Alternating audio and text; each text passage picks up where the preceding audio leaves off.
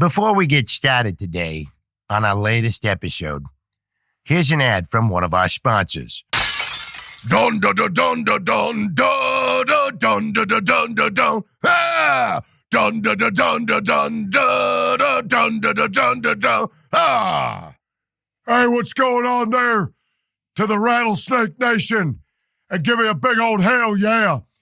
Here's the thing. If you ain't drinking my new Rattlesnake Cola, then you ain't drinking shit. And that's the bottom line, because Stone Cold said so.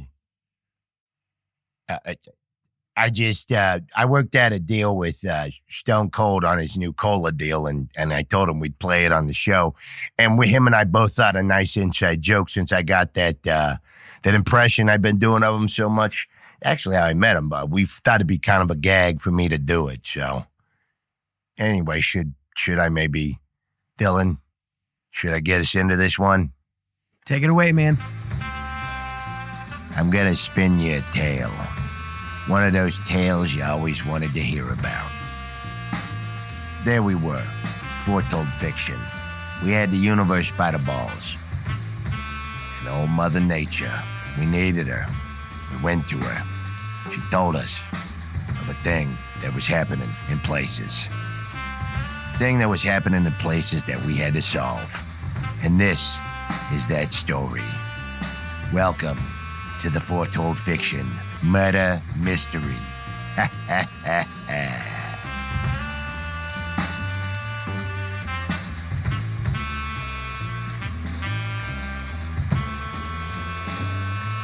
So there our heroes were.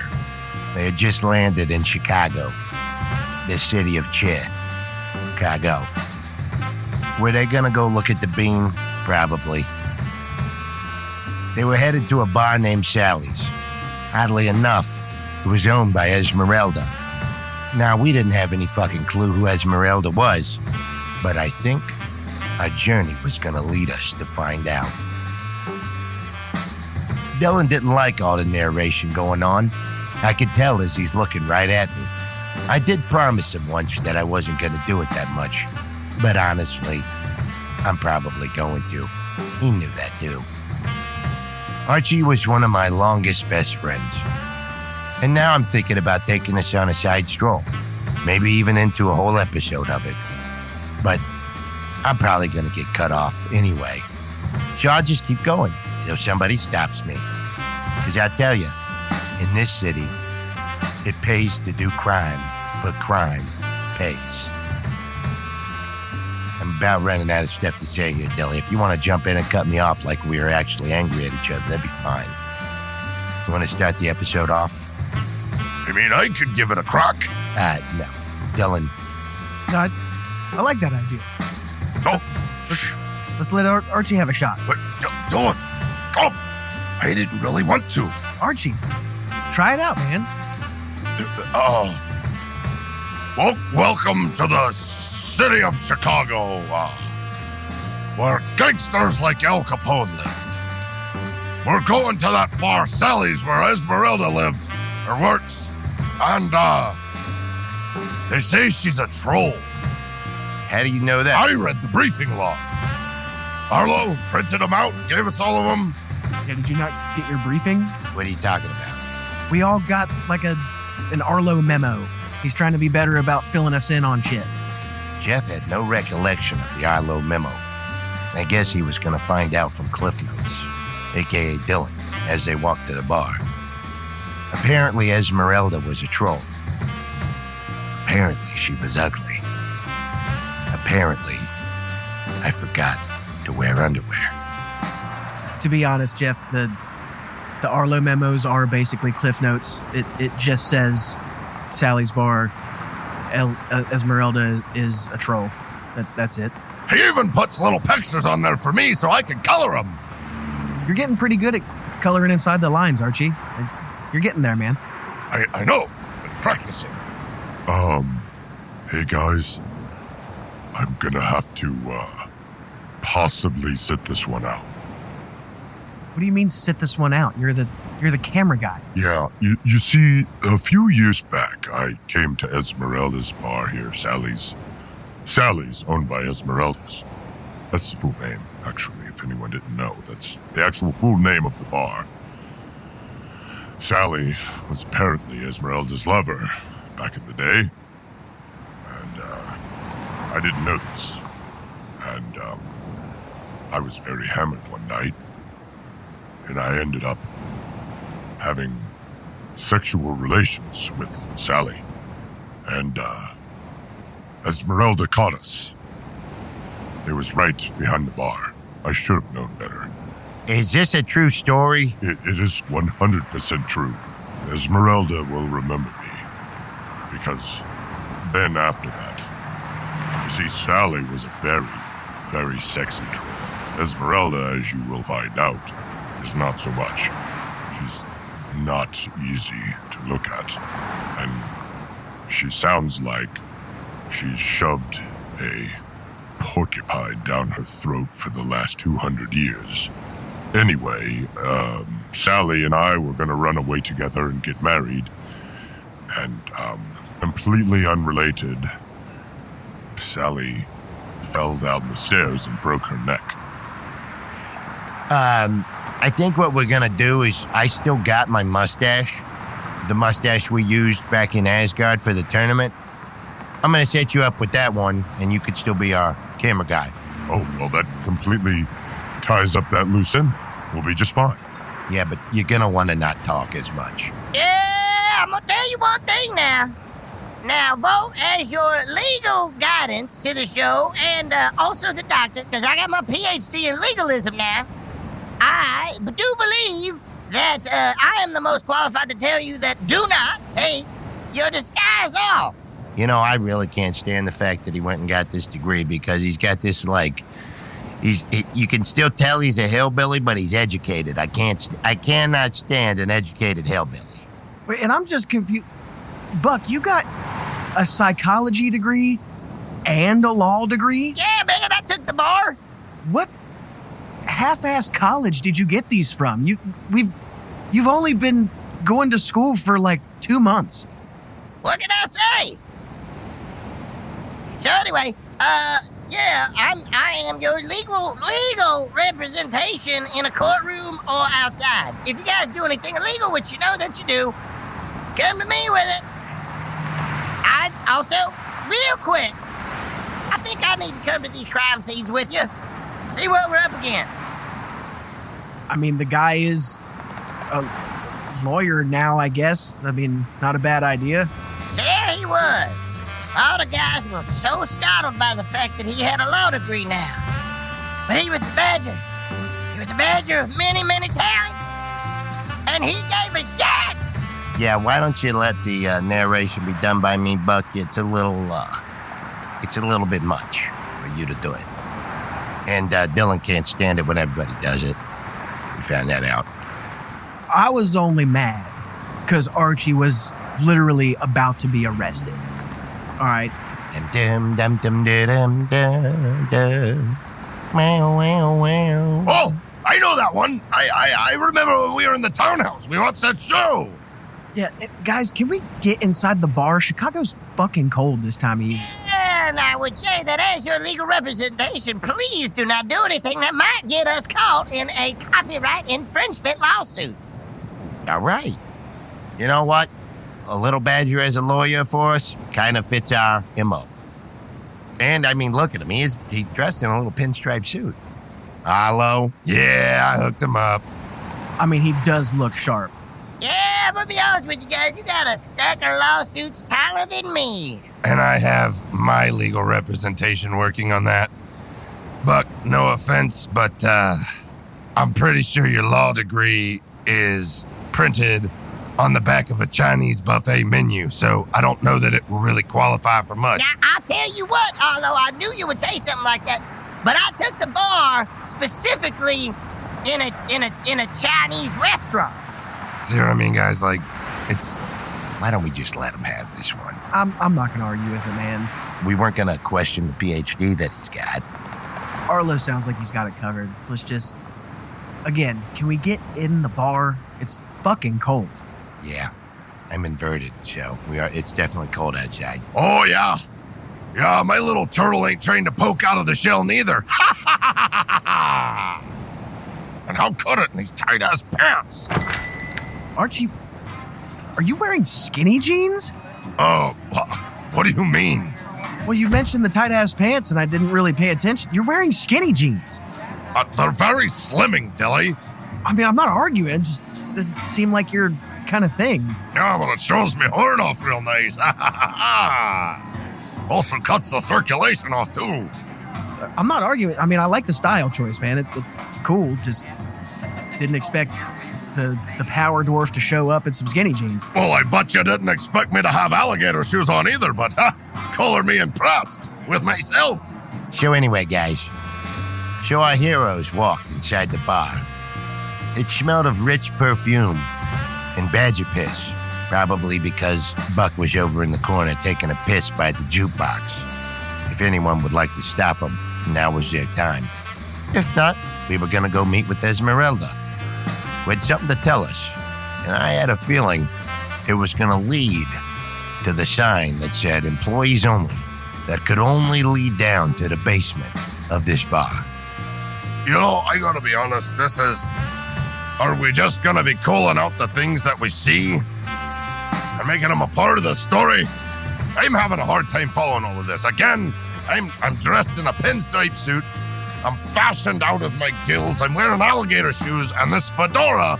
Well, I'm just gonna say I can rock a fedora. Archie had a point, and the rest of them knew and agreed. He did look sharp. Sharp enough he could cut a gay man straight, sharp enough to turn a straight man gay. He had the whole package, everything anybody wanted. And his balls were not small, like his body. They were big. Big, handsome, hairy, dwarf balls. And I just want to say, when it comes to me pissing in the corner, I claim immunity from the law because I'm a badger and I get to mark my territory. That corner of the bar is my territory when it comes to other badgers. Yeah, Buck, I don't think that's how the law works. I don't think you just get to claim immunity from your crimes. Well, I just even dropped a couple of shit pellets just to be sure. I mean, I think you're just... I think that I know more about the legality of this situation than you do, because you don't have your PhD in legalism. And I don't think that you do either. It's on the back of a Chinese restaurant menu. It has to be real. Yeah, again, I'm just gonna let him have it. All right, Buck, you got it. Yep. You're the lawyer. You look like it, at least. You can at least be our lawyer for our whole murder mystery crime thing. How about that?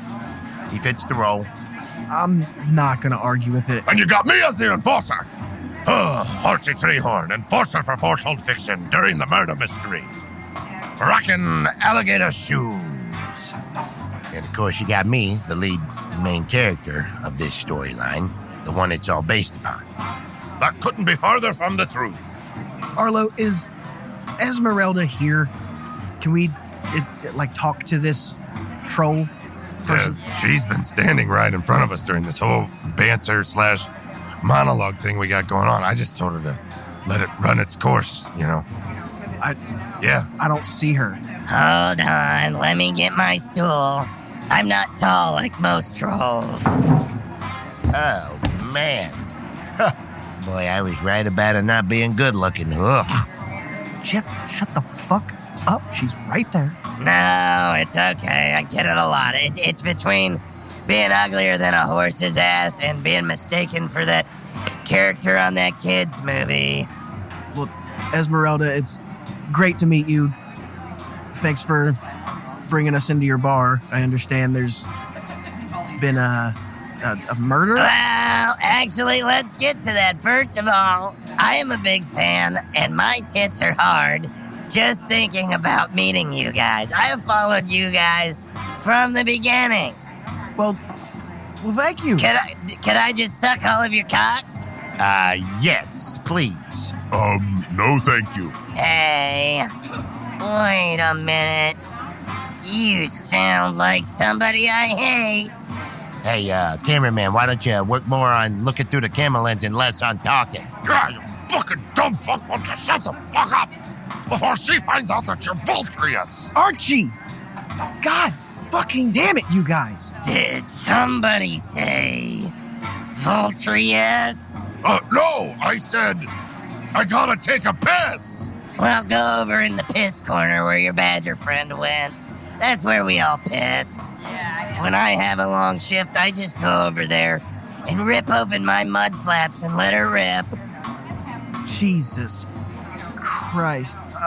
Yeah, on second thought, I think we're gonna have to 86 those blowjobs because we got crime to investigate. A blowjob from her is a crime. Well, you know what they say, crime pays. Put me on for one of those to-go blowjobs as well. What? She gonna wrap it up for you to take home? What the fuck? I'm not gonna use a condom, no. Oh, god damn it. Can we... Esmeralda, first of all, might I have a beer? You certainly can, sugar. Whatever the strongest you got on tap, I'll take it. All right, that's gonna be a toad piss beer. I guess I'm drinking toad piss beer. Don't worry, it doesn't actually have a lot of toad piss in it. I thought you would want to get to the basement where all the gnomes that were having sex are dead. Well, that was a revelation. Yeah, every Wednesday night I let this group of gnomes, they come here to have a gay sex orgy. Their club is called Mini Twinks. Oh boy, I heard of them boys. Wild fellas in the sex community. This one's probably gonna hit close to home. And there it all was for Jeff. This one meant something. Because those all were probably more than likely members of the same secret society that I belonged to. Or that Jeff belonged to. Was he great at narrating all the time? No. Does he slip up? Yes. But I'll tell you what, one thing he was picturing in his head was all those little gnomes fucking each other in the ass. Making a little gnome choo-choo train as they all handed each other nice reach-arounds. Ah, yes, you could smell it in the air. Magic was flying through there. And there you have it. One of the main reasons we dwarves hated the gnomes. They never invited us to any of their sex parties because they couldn't stand the size of our balls. Now, of course, just to be clear, in narration form, I wouldn't have been going to their all-male ones, but the ones with the females, I would have loved to show their females what real balls look like and not those little tiny gnome balls. Just to be clear. Wait, Archie, is that why the dwarves hate the gnomes? It's not 100%, but it's one of the 1,000 reasons. Well, you guys are just mad that you couldn't go fuck in the gnome parties. It's not true. Have you also seen how short they are? I've covered this before. Well, not the sex party part. Well, they've been known to host some of the greatest sex parties around, and, you know, all the guys had problems with us. I think it was because our horns were always bigger than theirs, too. And they're tricky. I don't know, Jeff, it sounded like the hatred between the gnomes and the dwarves just comes down to they didn't invite the dwarves to the sex parties. It's not that. They like to sleep with a lot of our women, too. We don't do that interrace shit. But you just said you wanted to go fuck gnome women. I'm allowed to fuck gnome women. They can't fuck our women. It's the principle of things. I will enslave every last gnome and skin them alive and eat them to the bone. Do you want to go say that to Chubb? Oh. So we're gonna bring Chubb. I love Chubb. Chubb's a gnome. He's different. Wasn't raised by him. Yeah. Don't get into my ideology and my beliefs right now, Dilly. If you're gonna point a finger at me, you have at least 3 dicks pointed back at you. Know what I'm saying? Do you know what I'm saying? Anyway, Archie, you should try some of this toad piss beer. It's actually pretty dope. We've already drank 3 glasses of it, my friend. And I'm just taking straight shots of the toad piss. Put some hair on your ass. It's kind of tangy. And there they were, doing as they do best. Always getting off subject and finding other things to run around circles in. But I'll tell you what, I was checking Esmeralda out the whole time, and I could tell you, she wasn't getting any better. Her ass looked like a boulder. Not one of them nice sculpted boulders, just solid as a rock and awful. You knew if you stuck your horn through them cheeks, nothing but pain was there. And I bet she never shaved a hair in her asshole to save her life. They were all looking at me, as if they could hear me, but I was in narration for them. None of them could hear me, not even Dylan. Jeff, you guys want to go to the basement? As he said, because he had a loss for words, what he thought he heard. All right, Jeff, you really need to settle down a bit. This was all fun and dandy, but I think we need to get more serious about finishing this damn mystery so I can stop wearing these fucking clothes! Archie, you didn't have to wear the clothes! Arlo keeps putting them back on me when I take them off! He thinks it's funny! I am going to agree to that. I was putting the clothes on Archie. He knew I was doing it. I knew I was doing it. And this monologue is probably going to annoy Dylan even more. So it all checks out. It all works. Back to the story. I'm just gonna go to the basement. You guys can join if you want. As that hot, sweet ass, Dylan said, as we all looked at him. And I'll even tell you that one of our vaginas was moist and wet, ready to be taken off our feet by him. But I was gonna just show him to the basement. Dylan, you got a fan. Better you than any of us, buddy. Maybe this would be content for the OnlyFans. She liked that. His long, beautiful hair. Anyway, fellas, let's go down to the basement.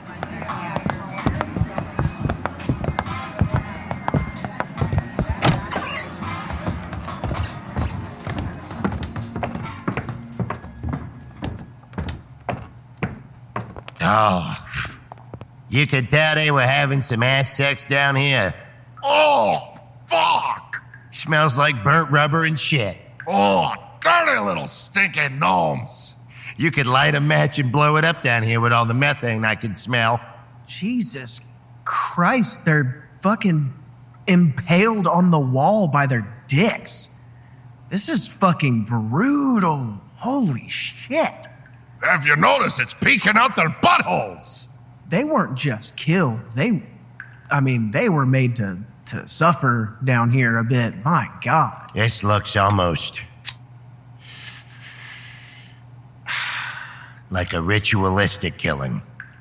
Somebody wanted them to be found like this. That's what Jeff thought, and Detective Jeff was on the scene. He knew. He had seen a killing like this years ago, and it was in Chicago. My leads tell me it was an old mob boss, but I knew it couldn't be, because he's been dead for 20 years. So I'm all out of leads. I'm not going to be much help to these guys in figuring out who this is. But let me tell you, I'm going to pretend and bet my ass they're going to try to believe me.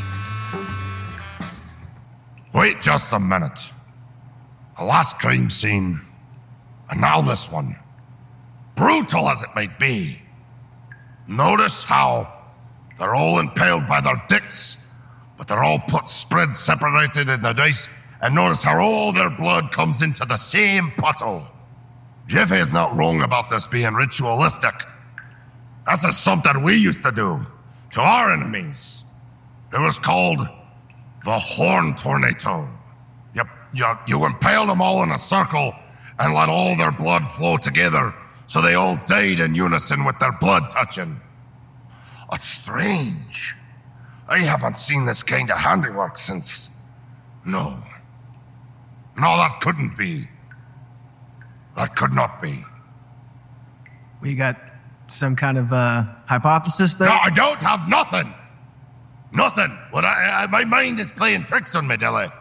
My mind is playing tricks on me. I'm for some reason I feel connected now. The first crime scene I thought a little bit, but now it's starting to... I don't know. I'm starting to get a real bad feeling about all of this. And I'll tell you, it's not just because I'm losing circulation due to my pants and my hot-ass alligator shoes. They're really hot. They make my feet sweat. Wait, but if this was a ritual killing, what's the ritual for? This was to appease. And this is based on what I'm thinking. This is... we dwarves, we served many. But there was a great powerful being that we served the most. You know, I told you how I called upon Ares. We dwarves were bred for serving the gods of war, all of them. We are a power nation and we believed in power, but there was one above them all. But this could not be for that, because the way this ritual was created was by someone that has been gone long and long ago, and I know it because he's seen it with me eyes. This could not be what I am thinking. Well, would you like to share what you're thinking? I don't want to share what I'm thinking because it will take me past the void, Dilly. I haven't gone past those spots in my mind since before I was frozen. You're asking me to dig up a past that I have worked on over 1,000 years to forget. Yeah, wait a minute, fellas. Archie! Now you just go ahead and plead the fifth on this one. You do not have to tell them nothing. That's right. If you want more, you're gonna speak to my lawyer. Buck's my lawyer. That's right. So any question you've got for old Archie, you got for me now. Ask away. There will be no answer to the question because I can't share information until we're in front of a court of law. Yeah, there he goes again. He's acting hard, so that means he's serious. Now I've got everything on every last one of you. I can have you all put in prison for what you've done, but I'm gonna protect all of you. You gotta let me protect Archie as well. That's right. Buck the Badger, attorney at law for Foretold Fiction. Because I am Buck and I give a shit. All right, well, Buck, attorney at law, is probably going to become a TV series at some point. Glad we could help his startup. They were all miscombobulated. Everyone's minds were in shock. Archie probably wasn't right about what he was thinking. He rarely is. One thing was... Oh, shut the fuck up, Jeff! You don't know everything about all of what. But I plead the fifth. Archie plead the fifth. Everyone there knew that he had a guilty conscience. We weren't gonna say nothing, though. Yes, you did! You just did! I don't have a guilty conscience about nothing! This is all... It's a play on my mind. Just because things look familiar doesn't mean that they are. Archie said it wasn't familiar, but I was pretty sure. Not you two, Dilly! You hated the shit a lot! Oh, you know... Archie just couldn't catch a break. The walls were closing in on him. I was doing the best goddamn lawyer job there was, and they all could agree. They were serious about having me as their lawyer. I don't see where you got any of that, Buck, but... You're not supposed to be able to hear me. I was narrating. I can't hear none of you when you're narrating, but I plugged my ear holes. Yeah, nobody else is doing that. Can't you see everyone's quite annoyed with my shenanigans through this whole bit? Were they annoyed with his shenanigans? Probably. Did I care? Absolutely not. I'm Jeff Woodison.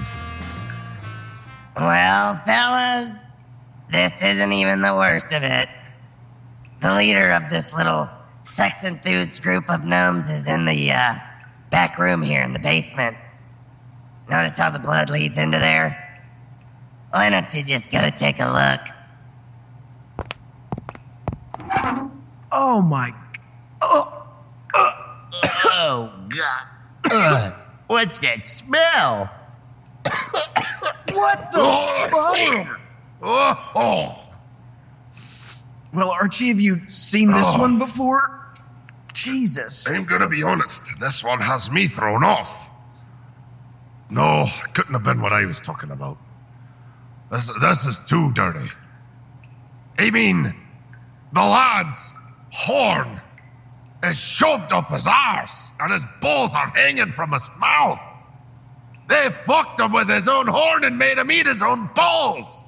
The only time I ever seen something like that was to another king. And it was once. And was swore to never do it again. Well, I will say that cutting his fingers off and putting them up his nose is kind of funny. Looks like a little mustache. Finger mustache. Guys, this doesn't just seem like a random string of murders. We're not dealing with like a serial killer situation. This seems kind of personal. It oddly seems like these are things directed towards me. First, my girlfriend. Second, gnomes. They know I hate them. But they also know secretly I don't hate them as much to do this. I feel like someone's trying to get my attention. Yeah, Archie, I don't know about that. I don't think this is about you. Jeff said to him angrily because this is supposed to be about him and his murder mystery and his midlife crisis, or later than midlife crisis, I should say. Nobody knew how old Jeff was. And maybe somebody shouldn't always make everything about themselves. And I'll just say it. I'm gonna pull off my mustache and tell you, Esmerelda, I loved Sally, and you killed her. I knew it was you, and I didn't. What the fuck? Ah, shit! Well, I can't say that I'm wildly upset about this murder. Where did that even come from? We're in the basement. Nah, there was a void that opened up. Yeah. What the fuck is happening? Jesus Christ. Dylan, hold up. It seemed that the gang was getting closer to solving the mystery. Clearly, they had found another clue. And what was different this time was an axe was used. These are all things that a dwarf would use in battle. Esmerelda had an axe sticking out of her well, stuck to the wall, face split in half, axe holding it together. Paint a picture in your mind, an axe flipping through a void, opening up, just as Esmerelda was about to say something to the great, beautiful, handsome, muscular, and purple Vulturius, clearly the lead of this story. But now her story would not be heard. Was Vulturius upset about these events? Not entirely. The story must play out. Well, color me fucked! Look at the emblem on the axe. That's my tribal marking again. Fellas, I'm starting to get real tight in the pants. And not just because of my skinny pants. Something bad is gonna happen. Something real bad is gonna happen. This is... I'm not. I'm crying. I need to go collect myself. I'm going back to the ship. I need to go think. I need to make a phone call. Check on some people. I need to check on Barbas. I need to call Barbas and talk to him, actually. Vargas as well.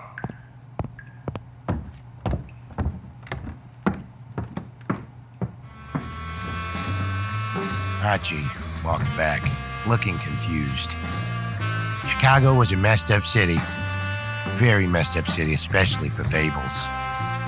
It's not every day you walk into a basement of a fable bar and see a bunch of gnomes killed ritualistically during a gay sexcapade.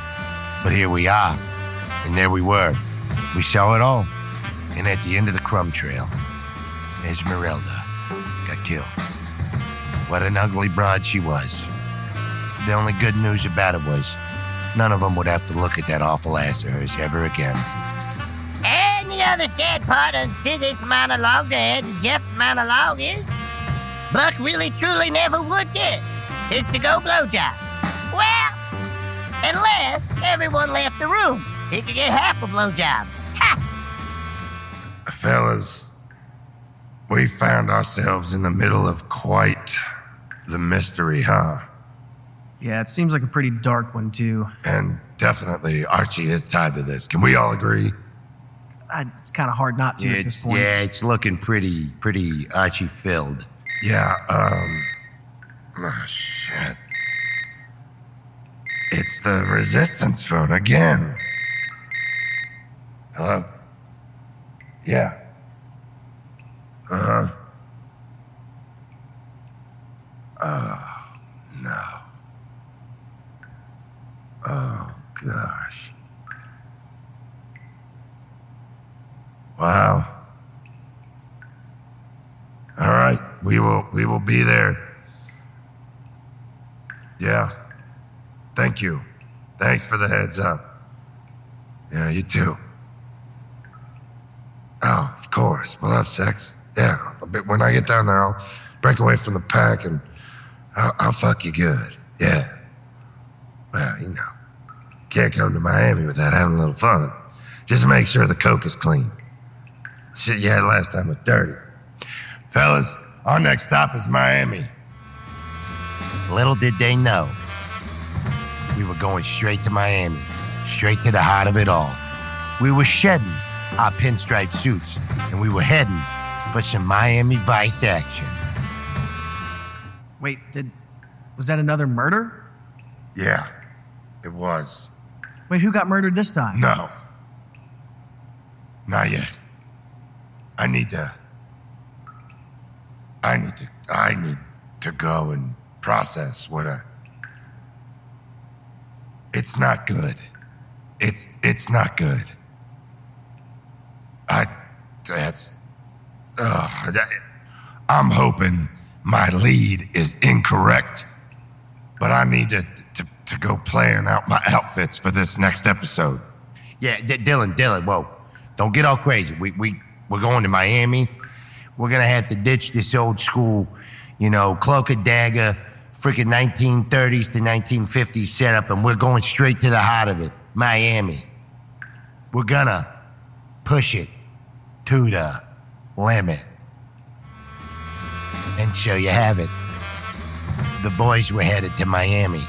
They were going to have to make a quick stop to the Ray-Ban store because they definitely needed aviators for this one. And Jeff was probably going to buy a gold eagle chain as well. Yeah, you guys go ahead and that'd probably be good for closing out the episode.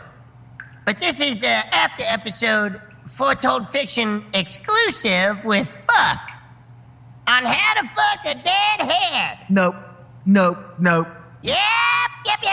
Volt, shut the mics off. Go on, Dilly. Ladies and gentlemen, I'm about to fuck a dead woman.